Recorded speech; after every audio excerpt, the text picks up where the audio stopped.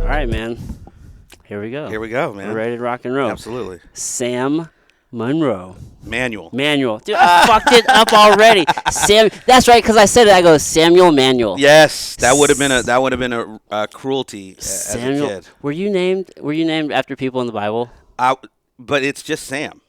It's not Samuel. Like on my birth certificate. Oh, it's just Sam? It's just Sam. Ah. My dad's an odd bird, man. Back in the 80s when we went through our citizenship, Yeah. when we went through the process, you go down to the courthouse and they swear you in and all this stuff. And so they asked my dad, do you want to give your kids middle names? Because they don't have middle names. And my sister at that point, she was born here in the States, Yeah. in St. Louis. And he was like, yeah, sure. And they said, okay, well, what middle name do you want to give him? Matthew. And they were like, okay, what about for the girl? No, that's fine, Matthew. For both? Yeah. So my name is Sam Matthew Manuel. My sister's name is Sarah Matthew Manuel. That is epic. It sounds a little narcissistic, but, the man was just trying to, pass because his name is Matthew. Oh, that's his name. Yeah, so that's he right. just gave you both. Okay. He was just like, you know what, this is easy. Let's just do this. At least he did that, and he Right. didn't just for your sister put an A on the end. Right. Mathua. Something like. So, I've heard of that. Dude, my uncle did that. Yeah. His name is Kevin, Okay. and I probably shouldn't be talking shit, but Hey, he named his family. it's my cousin. Family is what builds you up and makes you who you are. So true. So he named his daughter my cousin Kavina. Okay. It doesn't But doesn't sound awful. it doesn't sound terrible until you break it down and you're like, wait, is that a Kevin with an A at That's the exactly end? what it is. What? That's exactly what it is. I love it, man. It's the best because that's usually some shit that black people do. Yeah. And I'm half black and half white. Right. So he's just super country.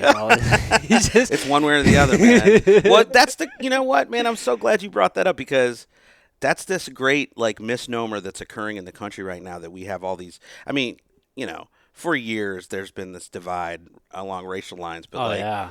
it's interesting because rural white folk and urban city folk, there's no difference. Yeah. We're going through the same struggles. Mm-hmm. We're experiencing the same frustrations. And not that look, it's been interesting over the last several years, just really leaning into wanting to be more active in social justice and see the country change for the positive and see representation really, start to move throughout the country and throughout culture. And so I definitely understand the differences between those two things and how.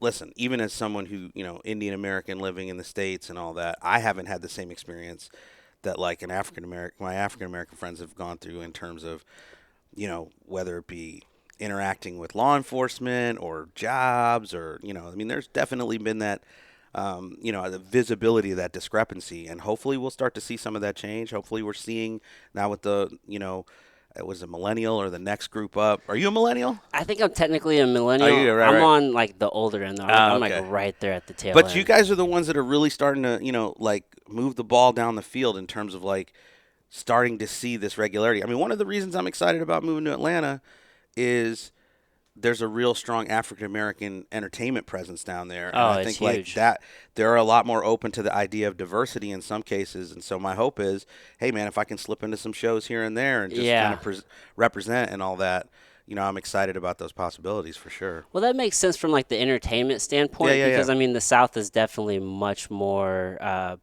black. Diverse. Yeah, it is. Absolutely. It is. I mean, Yeah, you yeah. have a higher concentration of black people down absolutely. there. It's interesting because a friend of mine, or people used to ask, where did you feel the most, tension racially? And I said, because I went to college in Iowa, and there's almost no black people in Iowa. Right. And I was like, the South, man.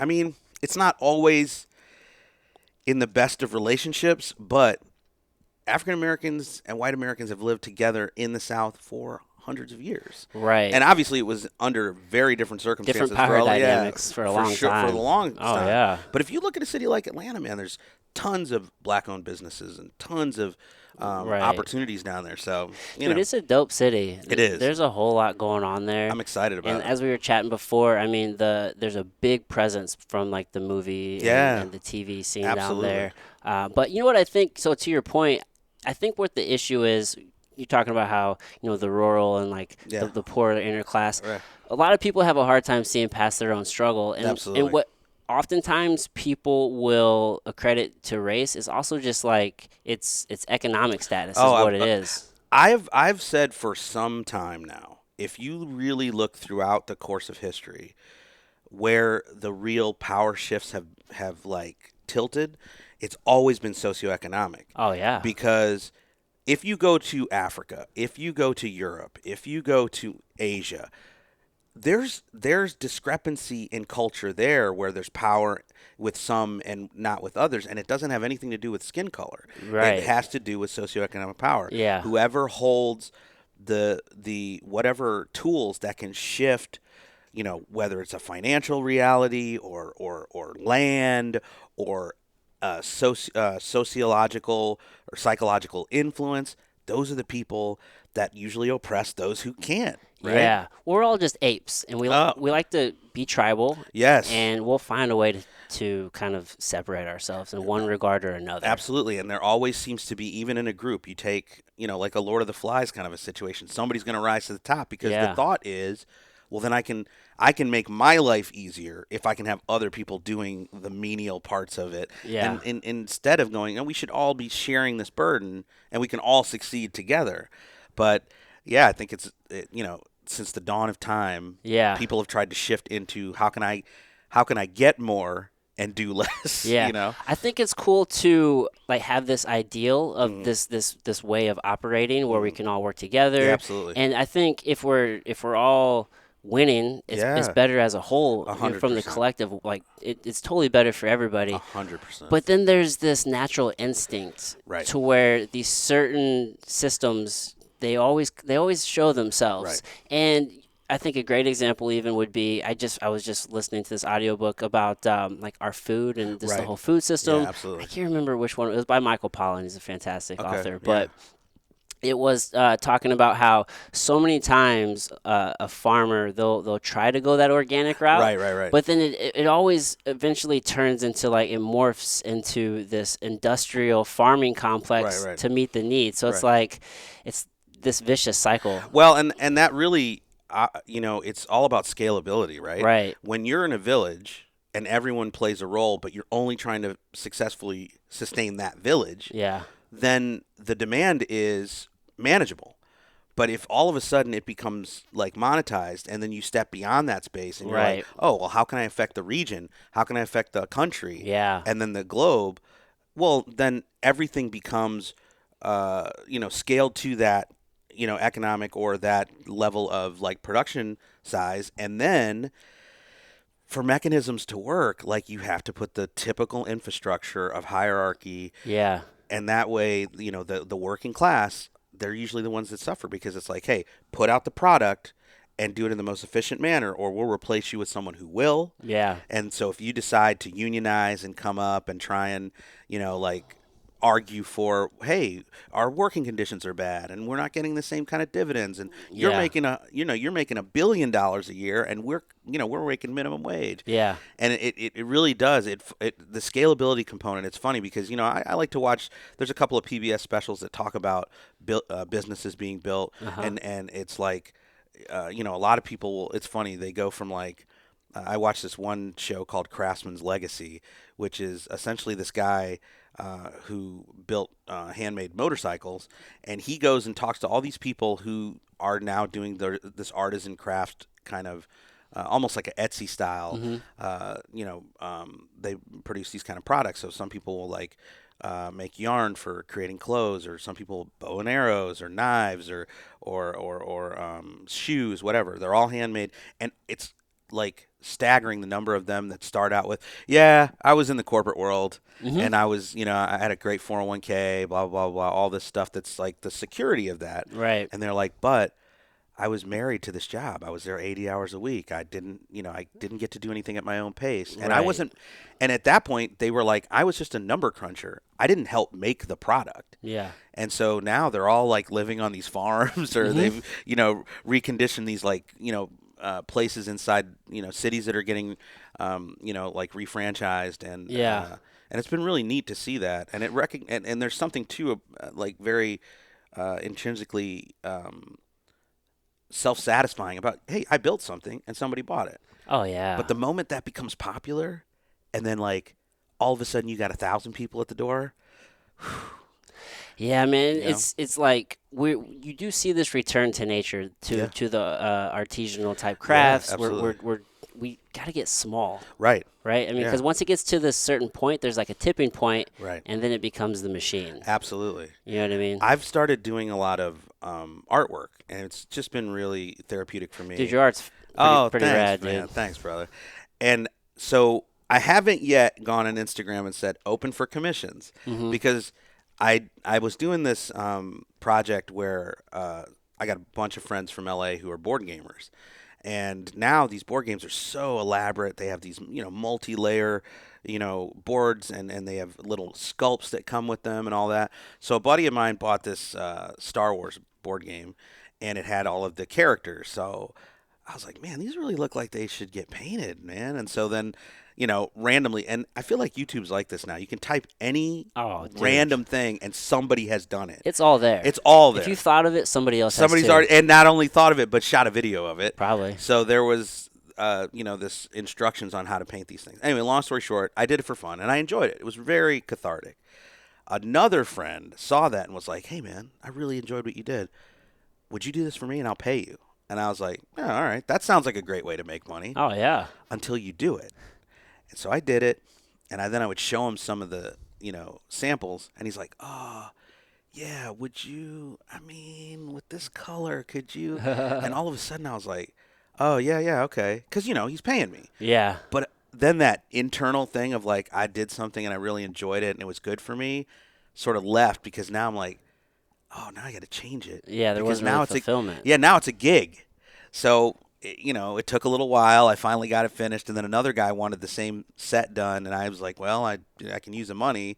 But that sense of, I really enjoyed the process was starting to wane a little bit. So Yeah, when things become a job yes, and you're just doing it for the money, you right, lose the passion. right. Now, is the answer to that just to have like a clear consultation and be like, what do you want? And then Right. once we go past here, there's no looking back. Well, Or just set the expectation of saying, well, this is what I'm going to do, and love it or not. But this is exactly. what you paid And for. I think that was a very teachable moment for me internally to go, all right.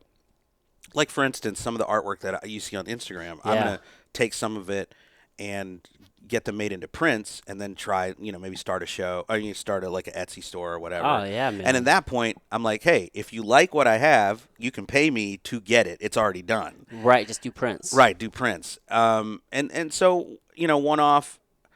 My hope is, and like you said, is to come in on the front end and go, here's what I'm capable of doing, Yeah. and this is what I'm going to create for you. I hope this is what you're looking for. If it's not, then maybe we don't need to enter into this agreement because Right. I don't, like if your interest in my art is like, oh, I like the way he expressed himself in this, Yeah. then this is the process that'll get that same result. If you Right. come in and go, here are all the checklists, then I'm like, well, now I'm just doing something for you versus you enjoying what I did and it being interested in it. Yeah, because on one hand, you're an artist. Hmm. So if you're producing what you want, then you're an artist. But then once you start taking money and all this direction, then you become an order taker. Exactly. Right? Do you want to be an Exactly. order taker or do you want to be an artist? Right. And you have to reach a point to where it's okay to like not take every dollar coming in. Absolutely. I've had to learn that so I do health coaching and Yeah, training, right. and I've fired clients, Mhm. and I won't work with people because I've done that route to where I'm trying to work with everybody, and I'm trying to get as many dollars Yeah. as I can, and Yeah. I actually would rather have less money and work with the right clients Absolutely. than to try to take everybody, Right. because the stress of somebody who isn't on the same wavelength as you, Right. it's not worth it. And I think it's feasible to grow anything in the right scenario if you have the right people around you, Uh-huh. and it feels like, okay, this is still on brand for me. Right. Versus, like somebody could come to you in a training situation and be like, well, with my other trainer, blah, blah, blah. And you're like, well, Well, and for you me, know. I'm like, all right, well, if you prefer that trainer, then you should totally Right. go with that guy. Or I Right. can recommend somebody that you can go train with Right. because I don't think this is maybe going to be the best fit. Absolutely. And it's just, you just have to reach a point to where it's like you're just okay with that. Yeah. And then, so are you familiar with the artist? I think it's Dosbach, Dosbak. I think it's his Mm, name. Let me double check. okay. But Is the Instagram guy? Instagram guy, Okay. and he does a lot of. It's a very. Is it Bach? I could be messing that up on that name. Let me double check. But he does a lot of it's everything that he wants to do. He only paints what he wants to paint. And it's a very unique style. Okay. And Joe Rogan shares a lot of his Oh, stuff. cool, cool, cool. And dude, his stuff gets shared all the time from just these different people, but he's built such a following online Right. that he'll do a print of something. He'll do like a Floyd Mayweather versus something. Like he does a lot in the Oh, in the okay. in the Okay. sports arena. Got it. Let me see if I can find him for you. And he's just killing it, man. And it all just blew up off of Instagram and him just doing his art. Yeah, Dosbrak, Dosbrak. Okay. Hold on. Let me check that Yeah, out real he's this quick. guy out of Ireland, and he has this whole shtick of you never see his face. It's DOS or DAS? DOS. DOS. Yeah, but dude, you have a dope ass Instagram. Like Thanks, man. so your style really reminds me of my kids watch Teen Titans a lot. Yeah, yeah, yeah. So it kind of reminds me of like that That anime, style. like Teen Titans kind of Yeah, style. yeah. I, But I really like I really lean into like exaggeration in character, and I yeah, really enjoy that because I'm oh man, Alex Ross is probably one of the most well known pop art connoisseurs when it comes or producers when it comes to like comic art, yeah. and his is like incredibly realistic. In fact, he has models come in wearing the suits, Oh, really? and they're not, and sometimes he'll even stand in for himself, and then you can see that like in the physical layout of his characters, they're very realistic. Hmm. I mean, almost like still lifes kind of a deal. And I really have an appreciation for the stuff he does because there's there's that connective quality to like, oh, I could see somebody actually being this person or Yeah. whatever. And so I have a very strong, affinity for it, and I really enjoy that style of art. But for me, I really like caricatures. I just Yeah. like that facial expressions. I've always, you grew up watching Looney Tunes and cartoons, like you cut your teeth on that stuff in the '80s, Oh, dude. Filmation, all of that stuff. And so my style, I like the exaggerated. Yeah, I a little like more the exaggerative, yeah, cartoony. yeah. I It's like fun. it. It's fun. Thank you, man. I really Yeah, well, you appreciate got that. your colors pop, and Yeah, like you thanks. can tell like who you're fucking drawing. Yeah, well, that's not Proportions always. Yeah. because when you're going cartoony, like proportions still matter. It still does very much. Like you have to stay. That's the interesting part about anything that is in media, whether it's like film or television. Look, you can have a movie about space travel or time travel or whatever. Just be true to the rules inside of that space. Like sometimes you'll watch something and you go, you broke your own rule. You said that only this could happen in this like time travel sequence, and yet some other weird thing happened. Hmm. For instance, so the movie Yesterday came out recently, which was the movie about the guy who, like there was like a large blackout, and then he wakes up, and he's the only person that remembers the Beatles ever Beatles existed. songs. Yeah, I haven't Yeah, watched that yet, but it looks pretty it's good. not bad. It's really like on some levels it's really entertaining, but just being a nitpicky nerd, there's some time travel and like some realities that occur in the world once he wakes back up that you're like, well, that seems a little inconsistent. Like, how Yeah. come just you, and how come just this stuff, and da da da da da. And there's those moments when like I was able to watch it the first time and not worry about that. It was when I was listening to a podcast that was sort of criticizing that stuff. Okay. I was like, yeah, you're right. That Start didn't seeing make the any holes, sense. man. Yeah, but I think that's also the beauty of like recognizing that if something comes from a real genuine place of creativity, I can appreciate anything on that level. You know what I mean? Yeah, I really appreciate art, and it's cool Yeah. to see more and more people as we're talking, return back to that. And you're Yeah. seeing people make livings off of it. Yeah. I follow this guy.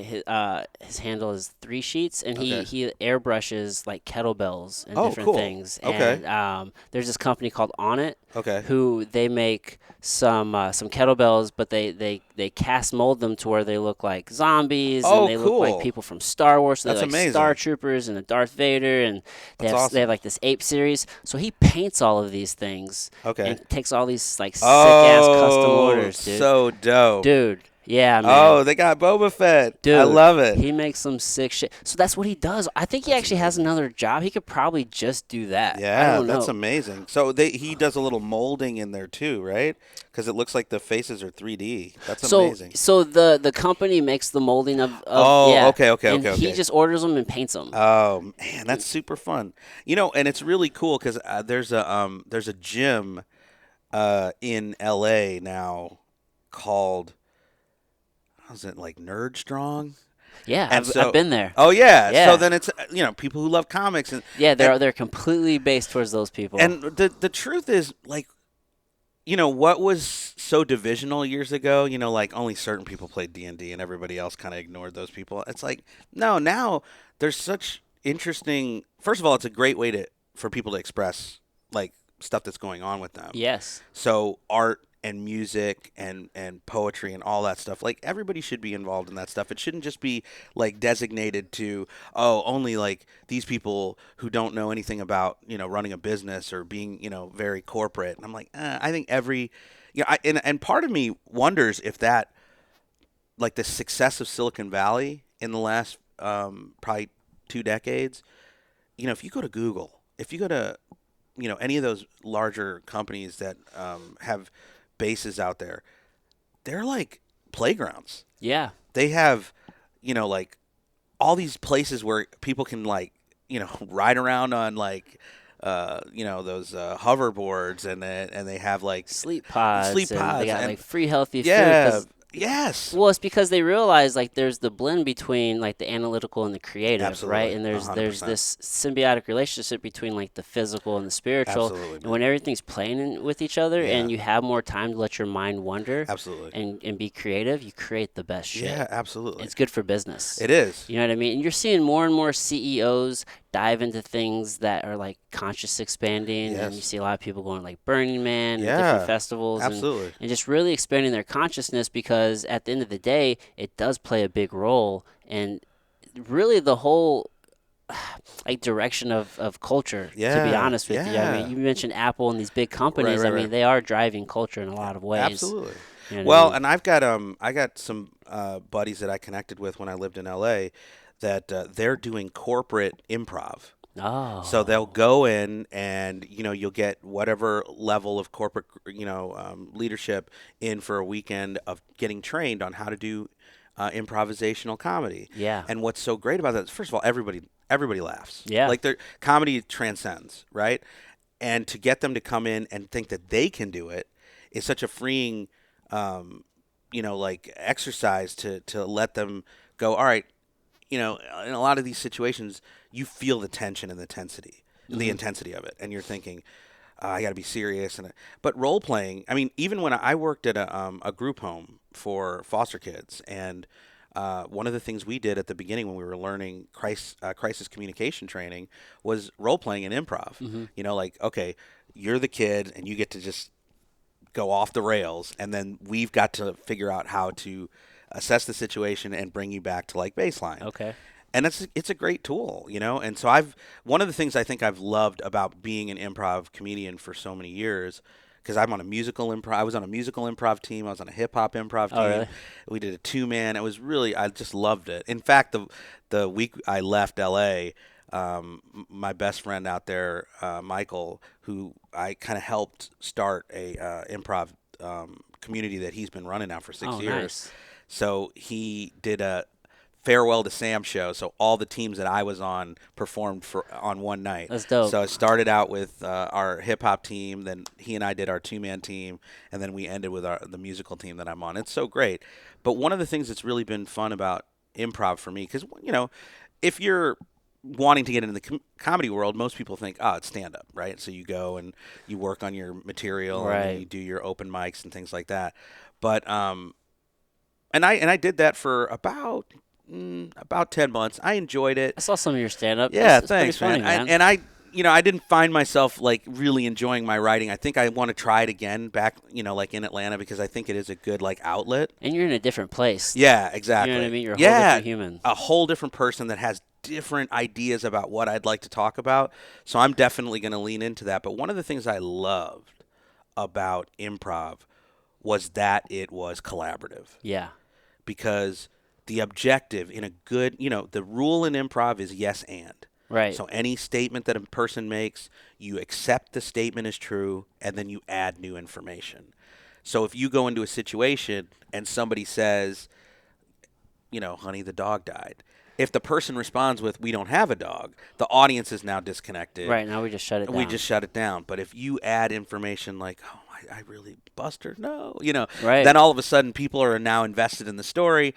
And I'm telling you, some of my, even, have an opportunity to be on some film sets and do, I shot I got to be on a network TV show and do an episode of that.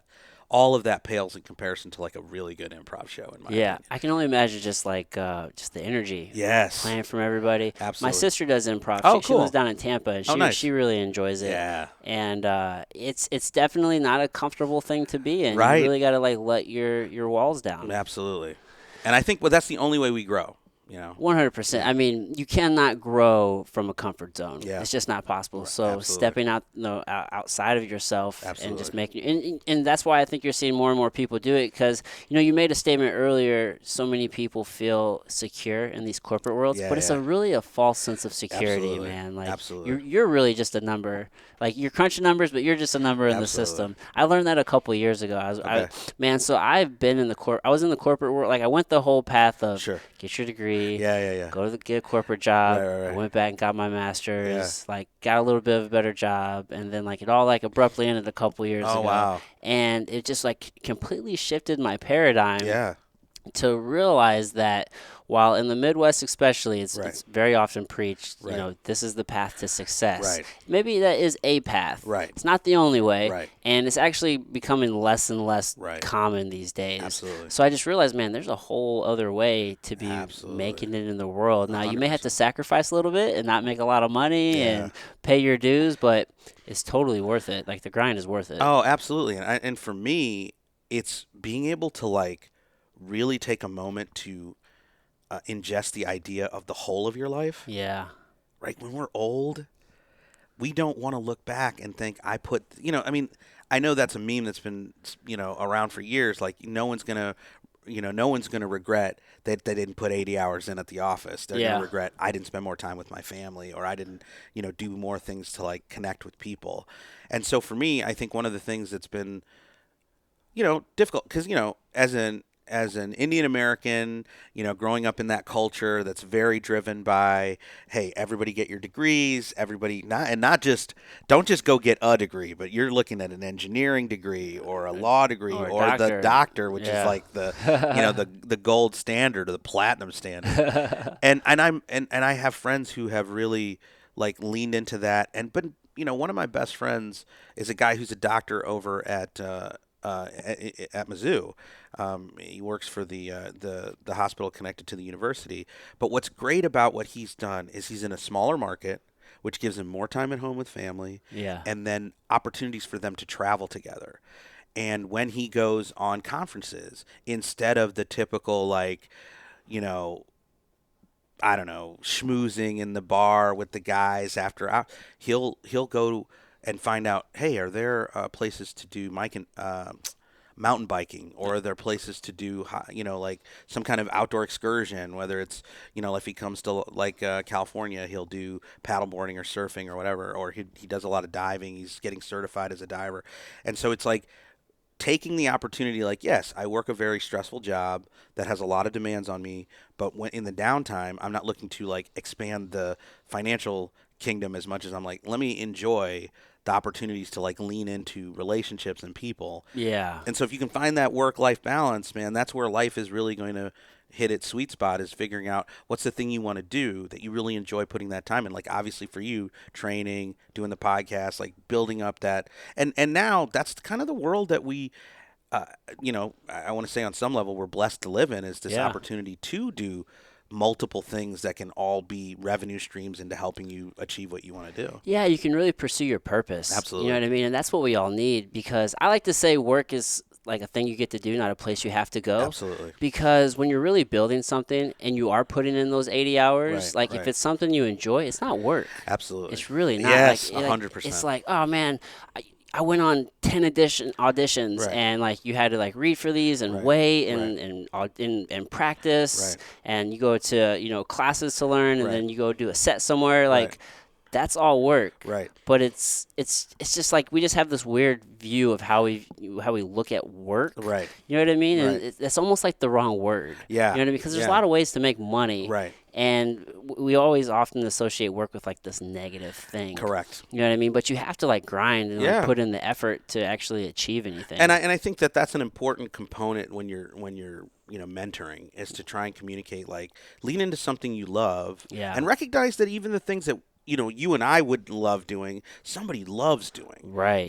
Loves going into that space. But I think also, we fight oftentimes with societal norms or cultural norms that kind of push us into a space where we're looking around and we're like, this isn't really what I wish I had been doing for the last X number of years, what have you. Yeah. And, sometimes the complications arise from, like, now we have family and a responsibility, and you have kids, and, that does dictate, like, some parameters that you have to operate under. Yeah. But I still think that if you really, like, pursue something, and, not to get, like, very ethereally spiritual about it, but I just think that if you're putting good in the world Yeah. in any way, and you're trying to take opportunities to be a positive influence and a content creator that's putting out something great, that the rewards of being taken care of, whatever that looks like, Yeah. I think that will come,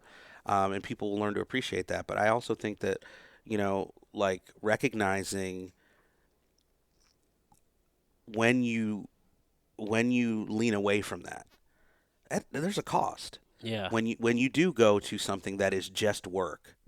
I mean, for me, I did that. I was in LA, and I was like, well, I have to have a day job to pay my bills. Yeah, it's an expensive city. Yeah. Thank God, Atlanta. So, but part of that was, okay, I'll get X job. And when I worked at the group home, and it was paying the bills, but man, it was killing me. Soul sucking. It really was. And it, like, I've worked with young people my whole life. I was youth director at churches and did all that kind of stuff, and really enjoyed that mentoring, kind of relationship. But I also recognized that the vast majority of kids I was mentoring were from fairly stable backgrounds that didn't really have that mental health component that was kind of, a real roadblock to just, like, normalcy. And so to be in this environment and recognizing that, like, some of the clients that we would have in our program were, I mean, just from devastating backgrounds of, whether it was, sexual, physical, emotional abuse, abandonment, all of these things that, created a reason for them to feel like, I remember oftentimes, they didn't get to choose where they lived. They didn't get to choose what clothes they had. They didn't get to choose what they ate in the mornings or where they went to school. What they could control was their emotions and the way that they would project them. So I think a kid would get out of good space and be angry and maybe even turn to violence because it was the only thing that they could express that was their own. Yeah. Everything else was kind of put on them. But honestly, like, in that environment, it felt like work. It felt like just going there instead of, now, one or two of the clients that I worked with in that time period, I really did have a connection with, and they would respond. And so I could find myself helping them sort of discover a little more of who they were. And that was incredibly fulfilling, especially considering their backgrounds. Yeah. But boy, the vast majority of the time I was there, I just felt like I'm out of my depth here. Yeah.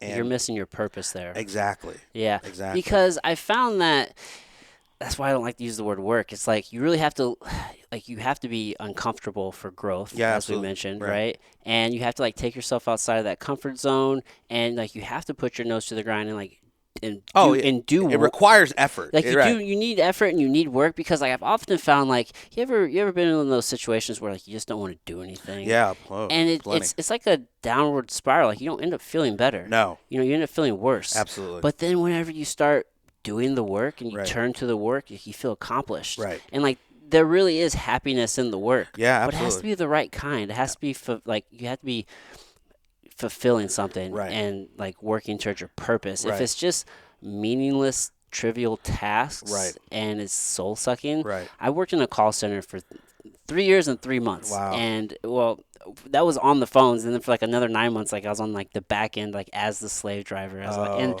it was just a terrible environment. sure. And so many people are in those jobs. You know Yeah. what I mean? Even listening, like right now, when Yeah. this is posted, Right. they'll be sitting in a job or in a commute on the way to the job. Right. And I understand, like, you have to pay bills and you Yeah. have to make a living. Right. I have 2 kids, and I had Right. my son whenever I was 20 years old. Right. Right. And like I still went to school, and I Sure. still worked, and Right. like I was fighting at the time. So I understand, like, doing what you have to do to Right. to get where you're trying to go. It's just like, how can you find that balance Mm. and work towards something that's meaningful? And I think it's interesting. Like you really do have to um, try a lot of things Yeah. before you figure out what it is, that thing that really scratches that itch for you. Yeah, well, the thing is, we're always telling kids without even fully formed like brains Right. Right. that you need to figure it out, Johnny, at Oh, 18. I know. Dude, you don't have it figured. You're a At, loser. at 18 years old, we expect them to know what they're going to want to do for the rest of their lives and then go to school for 4 years towards that goal. And it's crazy to think like Dude, that. you don't even know who you are. Right. You're entering into a contract for usually a large sum of debt, Oh. which can't even be like forgiven. Right. It's like, what in Maybe the one day. maybe Yeah, fingers fingers crossed, crossed, yeah. man. But we're really setting people up into like a losing situation. And it goes back to that. All right, this is a throwback, but if you look at the Matrix, I mean, it makes some sense. Dude, We're like the older they I were. get, man. It's such a great analogy for life, man. Aren't Yes. people just plugged into the machine? And they fight to keep it. And the machine is like reaping all the benefits. And we are mindlessly zombied into that space, and then we pass that on. Yeah. You've got to do the same thing. Also get plugged into the machine. Whatever that machine, it could be the corporate machine, it Yes. could be the religious machine, it could Absolutely. be just like whatever machine you want to plug in. Like, Right. we become dogmatic and we just hold on to these ideals. And when Yes. anybody starts to say something different, Yes. you're just like, what? Yes. Oh man, no, you have this resistance, Right. and then you want to bring them back to where you are. And it's Right. like, no, No, that's no, no. that's not comfortable for Hey, me. man, don't you want to make sure you can get your bills paid? Don't you want to, Yeah. But it's interesting. Just before I walked in the door, so a good buddy of mine who's actually from Belleville, Okay. I met him in L.A. He went to Bradley, which is, I think, up somewhere mid-Illinois. And so he moved to L.A. Probably 12 years ago. And just in the last 6 months moved to Atlanta because he's very much a, I need something fresh all the time. I got to be, actively trying to engage and figure out what I want to do. And I'm like, okay. But there are moments with someone like that where you got to go, sometimes you got to just let something, like, you got to build up the steps towards success, and it's going to take time to get there. It always takes time. It's not overnight. It's that work part. And it takes longer than you think. Oh, absolutely. Always does. Always. And I said to him, okay, you've been there 6 months, bro. If you want to be a person that becomes a commodity in a new city, people have to get to know you.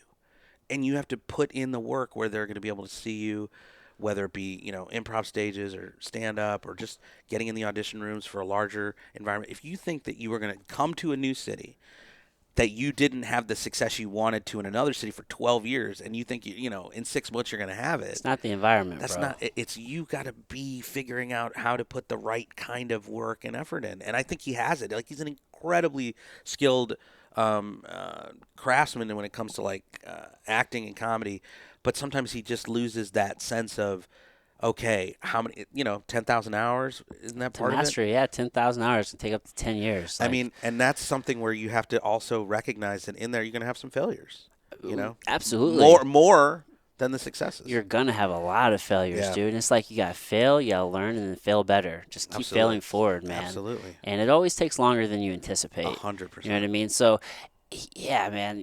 Like, a new environment's not gonna change that. No. You know what I mean? You just gotta It might give you opportunities, maybe. but lean into, okay, if you've made the physical choice, like for me, I'm going to move to Atlanta. One of the other things that I'm really excited about leaning into is I booked my first voiceover Dope. gig where I was I'm in Battlestar Galactica Deadlock. I'm one of the commanding voices in the Dude, video game. which you is have a pretty beautiful amazing. voice. Oh, thanks, I wish man. I had that voice. I appreciate it, man. Well, I'm hoping that there's opportunities there. And look, I'll tell you, when we recorded that thing, it was difficult. Yeah. I had never been in a recording session for voiceover, and I think the people that brought me in were thinking we were going to knock this out in one session, Yeah. and it took two because I hadn't done some of my prep work. Yeah, you got to build the reps, You gotta man. you gotta read, and problem is I hadn't looked at any of the material. I was like, oh, I'm just going to come in and cold read, but it Nope. wasn't. It was like you got to know the sentence structure, and then they're going to give you the directions for the inflection. Right, the inflection, the Right. speed. But if you're tripping over the sentences because you don't know what like the written word, when you read it, then you interpret.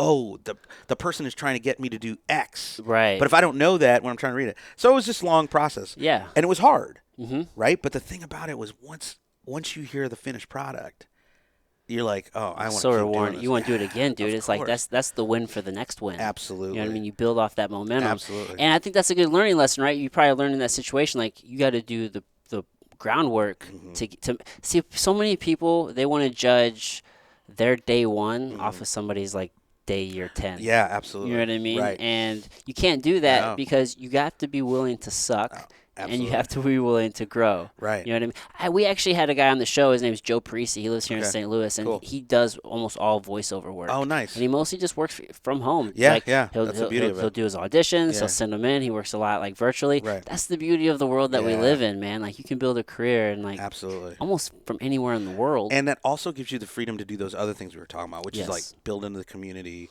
be connected with people.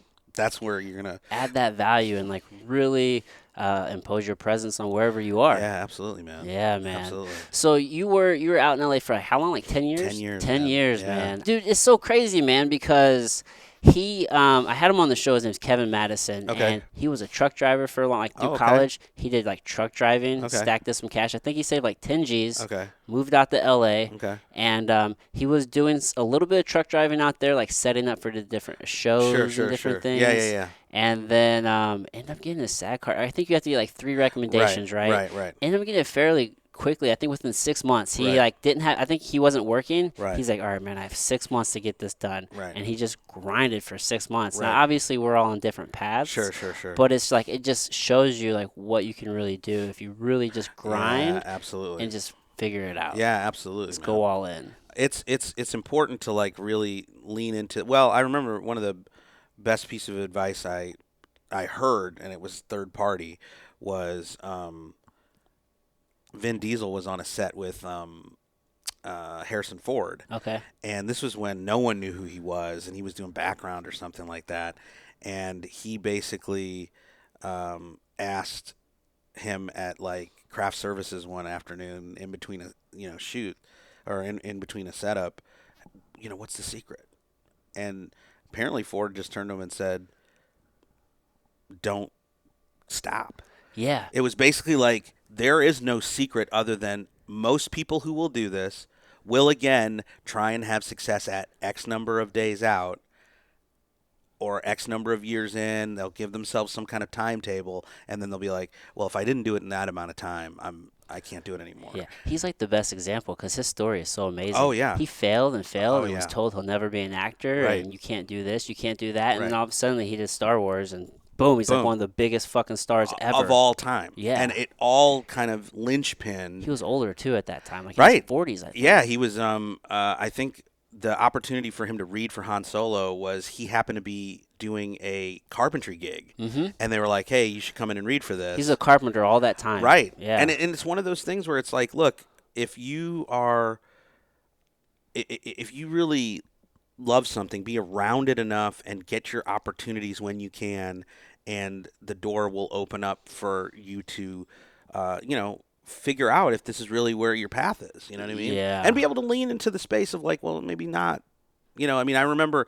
So Mike Birbiglia is a stand-up comedian who has. He's a funny dude. Yeah, and he's really like killed it in the last like 5 or 10 years. But what was interesting is he was in LA, and it wasn't going exactly according to plan, and there was this moment where he was like, all right, I'm getting these auditions, I'm kind of doing some of these co-stars, whatever, but I don't really feel like it's becoming a career. Yeah. So he said, all right, I'm packing it up, and he moved back to I think it was either Maryland or Virginia, near DC area, and he just started doing stand up in local clubs, and Yeah. it started to build back up, and then he started doing some more improv, and started doing more of the kind of small scene, and eventually got an opportunity to write the script for um uh oh man, what is the name of the movie? It's an improv movie that Keegan Michael Key is in. Don't Think Twice. Don't Think Twice is the name of the film. It's an indie. If you ever get a chance, Is if it you're on Netflix? it might be. I feel It's like definitely maybe on a I've seen streaming. it. Yeah, it's Yeah. fantastic. And yeah, for those of you listening, you should definitely check it out. It's a great think piece about like the idea of what it means to do the art. And so it's very very interesting. But he wrote that himself and got it produced, and now it's a film, and it Yeah. did really well. And he wrote an article, and I don't know if it was for the New Yorker or something, where he basically said how to make it small in Hollywood or anywhere else. And he was basically saying, you know, if you really love something, and if it's performing, if it's acting, if it's comedy, he was essentially saying, go somewhere and just keep doing it, Yeah. and also come to grips with, because he wrote a few like bylines or like laws you should or steps you should follow to get there. And he goes, if you don't want to hear something you don't want to hear, don't read down past the bottom of this page. And it ultimately said maybe acting's not for you. You gotta be honest with Right? yourself Like sometimes. maybe comedy's not your thing. So if you love it, do it. But if you find out that you can't do it at the level that's going to be sustainable for you, then maybe you need to step into some other, thing. And so for me, that was a hard sentence to hear, like a, hard line to read. But I started, really stepping into this space of going, okay, I I would just love to use what I think are my gifts to you know, figure out sustainability. Make a living however you want to, whatever label you want to put on it.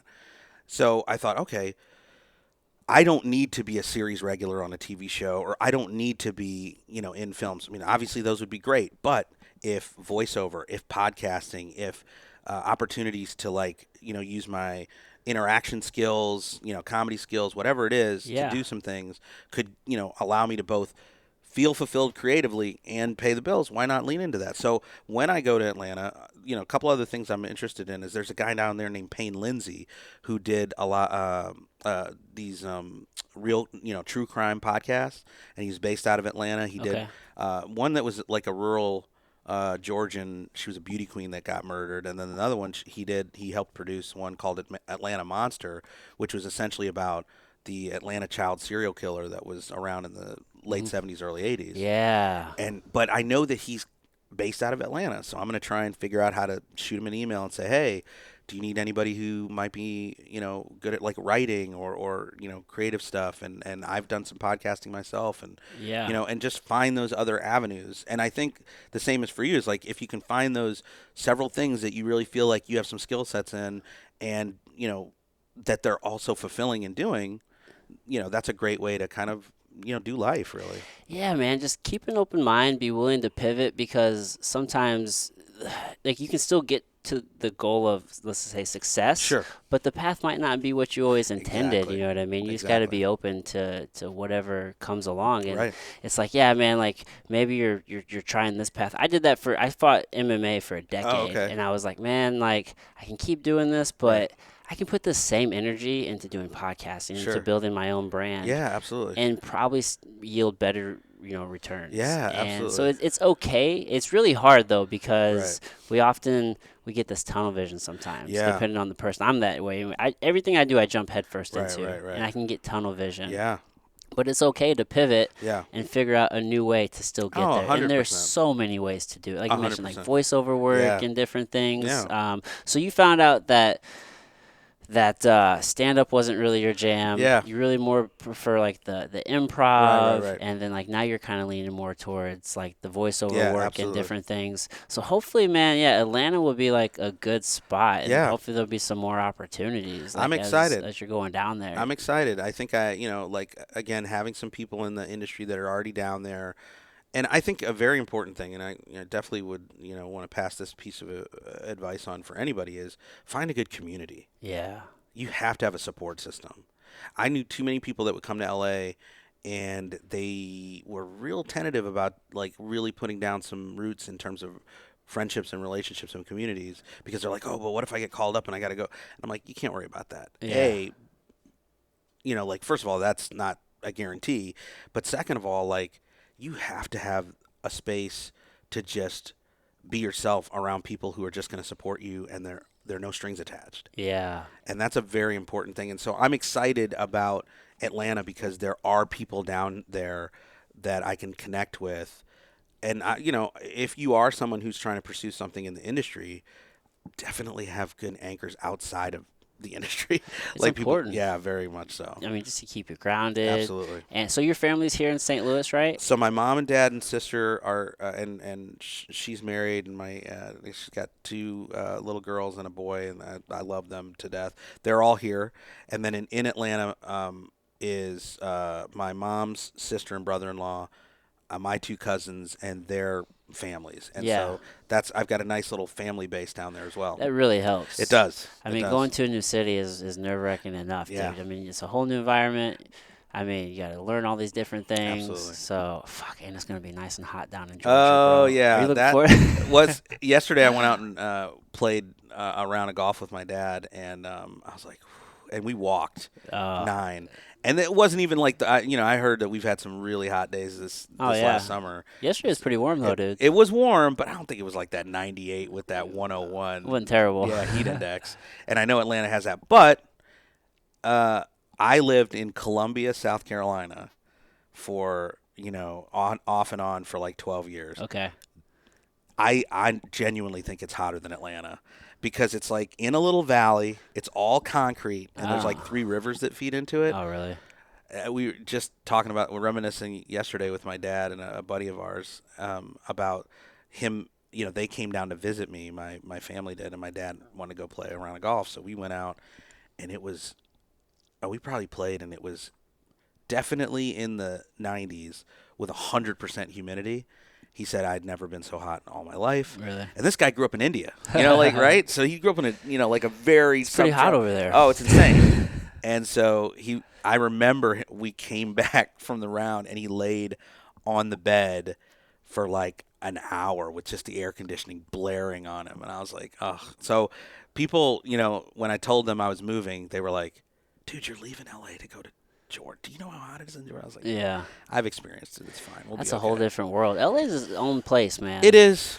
It is. But, people have called it, the most populated, lonely city. And it's that for a lot of reasons. And I think part of that, going back to that community idea, is very few cities like Los Angeles, and I would probably venture to say parts of New York City are the same way. I probably would think so. Yeah, where you're like, the grind is like your top priority, and it really is difficult to find that place of rest. And part of it is because it's so freaking expensive.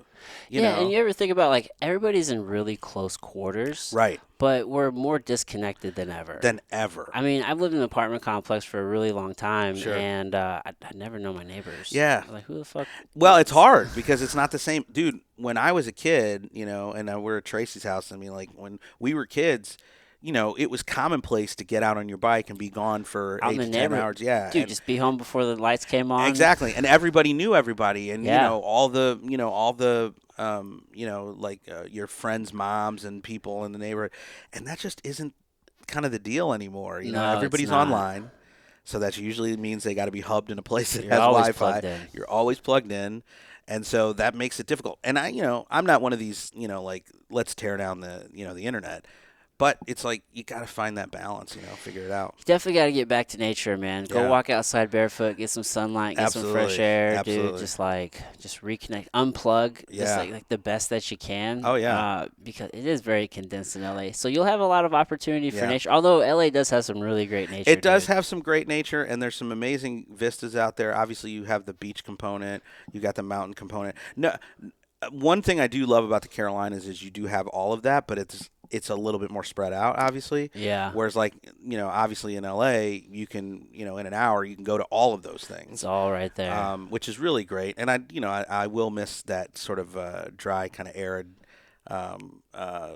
climate. But I'm actually really excited about going to Georgia because, like I said, I spent 12 years in the Carolinas before I moved to LA. Yeah. And a lot of those relationships I've had to like distance myself from in terms of like regular contact, other than like Facebook and stuff. Right. So I'm excited to be like, oh, I'm gonna go hang out with this Yeah, person and meet up. rekindle, rebuild So those.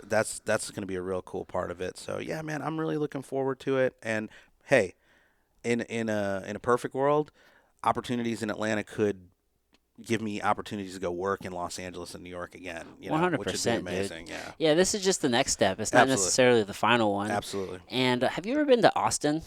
I haven't, and one of my good friends so when I first started like thinking about entertainment is when I was working as a youth director up in North Carolina, and one of the guys that was part of that church was in Virginia getting his MFA in screenwriting. He came down to my office one day and said, "Hey, I have this idea for a sitcom kind of based on your situation." And because I had told him about all the times that like, my parents had tried to set me up through the traditional Indian route, that kind of Yeah, thing. the little arranged Right, marriage. exactly. And so he's like, "We're gonna call it Curry and Rice," and it was really fun. And we did like 4 or 5 episodes. They're on YouTube. They're called Curry and Rice, and they're That's pretty funny. fun.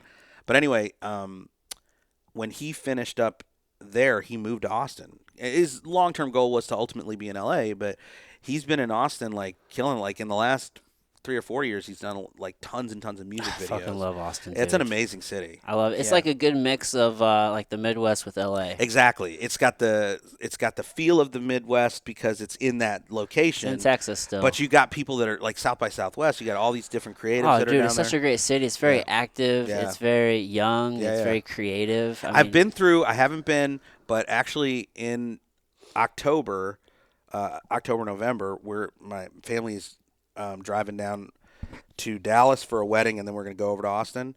So I'm hoping to like visit up with my buddy and get a feel for it. I do want to just like go for a week and like just experience what the city's yeah, all I've about. always wanted to go to South by Southwest. Yeah, Yeah. I hear it's amazing. Does Atlanta have any big, like festivals or anything? I'm sure they They do. they do. I think there is an Atlanta Comedy Film Festival. There's a couple things because actually a film I was in called Driving While Black Yeah, was featured in the Atlanta Comedy, and we won an award down there. that's And dope. so I'm excited to see like what the creative outlet spaces are. I already connected with an Atlanta-based Atlanta-based talent Instagram page where they're basically like telling you about classes you can take and opportunities. So I'm hoping to go down there and connect with that group as well and just check out some of their some of the stuff that they got going on. Yeah, man. Fuck, dude. The journey's just beginning. Yeah, I know you absolutely. documented your whole road trip out Yeah, here.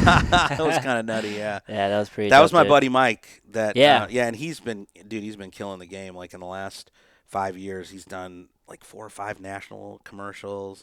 Uh, yeah, if you check him out, he's on Hotels.com on the weird first date dating app Oh, that's dope. commercial. He did a Pringles commercial for the Super Bowl. That's ill. Does he get residuals and stuff Oh from that? yeah, Dude, he that's where it's at. he's actually done pretty well for himself. That's what in I've that heard, regard. man. You know, Vince Vaughn got started doing commercials. Yeah, yeah. Like in Chicago, he did a Absolutely. couple, like really, I think one for like maybe Crest or something. Right, and right. Got some pretty big ones, and Yeah. that helped finance him to go move to LA and Absolutely. really take that next step. A lot of people get their start in the commercial world, and then he's now trying to transition over. Probably in the last 4 or 5 years, he's done a dozen or so like co-stars on some bigger TV shows and things like that. And so he's really on the come up, and his passion is to really merge social justice and comedy. Okay. So he has a Instagram page. If you guys think about it, check it out. It's called Laftivism, and it's basically just him trying to challenge culture to say, how do we use comedy as this, sort of lens into change that we need, culturally. Yeah. How can we be better to each other and use comedy as this sort of jumping off point for it? Comedy is a good platform for It is. that. It It always is. has been. I Yeah. mean, you see people like George Carlin Yeah, and absolutely. even like Richard Pryor, just like Absolutely. really pushing social norms and pushing for change. Well, and it's interesting. Like a lot of people are divided right now about the latest Dave Chappelle, I loved it. and I thought it was great because Bill Burr even. Have you heard the new Bill Burr? um He touches on I some. I saw the advertisement for it. I need to check it out. Yeah. But these guys are really right on the edge of like really pushing this sense of like, hey, I mean, comedians throughout history have been a mirror for culture They're to telling the say truth. they're saying, hey, we're laughing at this, but is this not real Yeah. talk? You Yeah. know? Well, we're laughing because it's true. Absolutely. Yeah, man. Well, shit, man. It's important to have a good, like we talked about, like community and Yeah. network. But I'm always auditing the people that are around me Right. because like success builds success, and Absolutely, there's man. enough success for everybody. And we want 100%. everybody. So that's super cool that I mean, you still have your network back in LA. Yeah. You're building a new one Absolutely. in Atlanta, and Yeah. it's just gonna like I'm like super excited to see like where this goes. Yeah, for man, you, dude. I'm very excited about the potential, and I'm excited that we got a chance to connect, and I'm wanting to watch your journey as you progress through this because I. First of all, podcasting to me has a real, close place in my heart. As you know, I did a podcast. Yeah, you had for a a long time. podcast for a long. Had 100 plus some. Was Yeah, it we had like 150? 115 episodes. Yeah. Yeah, something like that. And we really loved it. And we got opportunities to like interview different people that were, Yeah. on the come up. And like my buddy Keston was on an episode of ours, and he is now in a CW show called Into the Dark. That's dope. And he's Quite a few friends on the CW nowadays. Yeah, man, I know. Get me on there, CW, if you hear me out there. But he's also he's the voice of Hordak on the Netflix special. I mean, the Netflix series Shira. Oh, nice. So it's really cool to see him, and he's up in Toronto, just killing it. And so we were excited to be able to connect with different people. Our buddy Zora, who's now a staff writer for That's So Raven, the new version of it. The new one that's out. Yeah, where she's a mom or whatever. Yep. And he's out there just killing it. And he had a film just drop, and so I'm excited to just see these different people. And then right before I moved, I got to be a part of, and this is the third year I was part of the 48-hour film festival, which is basically like, you get an idea on Friday night, and you have to write a script and shoot a full 8-minute short and have it edited fully out by 7 p.m. on Monday. I mean, it's intense, man. That it's is real intense. And if you see some of these things, you'd be like, there's no way you guys did this in 48 hours because they got special effects, they got multiple settings, and it's brilliant stuff. And there's just the depth of some of the writing and stuff. But anyway, I was able to be a part of the third one, and our 48 won our audience award, and we also got we got to the best of LA, which is only like 25 films out of 100 plus. So I was really excited. So that crew is on the come up, and I'm hoping. I keep pushing the guy that's the director, Fernando. I was like, dude, you gotta do a feature and let me know. I'll come. I'll come out for something like that. So we're, that really like, and we all know this because our main man Tracy's here, just stepped into the building. There he is. Shout out. But it's networking, man. It's like reaching out, connecting with people. Like we hadn't seen each other in years and years, but luckily we connected on Facebook, and I was like, man, this dude's doing some stuff. Let me reach out. Yeah. And I was excited, and he's been so gracious to let me, come and be a part of his family, and I think that's it. Like the networking, the connection. Yeah. That's how we're gonna have success. Dude, relationships are everything. Absolutely. And as negative as the social media and being plugged in can be, yeah. that is the beauty of it. Right. To still be able to connect in the right way. Absolutely. So, man. well, dude, let's wrap it up. Okay. Let's be respectful of your time. Yeah, dude, man, I just, appreciate just it. over an hour. This has been rad. Yeah. I'm turning forward to you, dude. Tell folks how they can like check you out, get a hold of you, Okay, the art so, and different things. Yeah, Instagram is Art of Sam Manuel, and then really just find me on Facebook and friend me up, and I'm gonna try and keep posting stuff about projects I'm going to be a part of, and there's small stuff that we're doing right now, and hopefully once I get to Atlanta, I'm try and figure out a YouTube presence for myself and figure out how to just start doing some regular stuff, and then hopefully auditioning and voiceover stuff. Check out Battlestar Galactica Deadlock, the voice of Commander Silas. That's me. So just some different things that are coming out, and I'm excited about it. And then, like if you're following me on Instagram and Facebook, I'll post when the short films are available on YouTube for people to go check out. So right on. Yeah, man. All right, brother. Hey, man, I appreciate it again. Oh, dude, it's been an honor and a pleasure, man. I really appreciate it. All right, man. Everybody, until next time.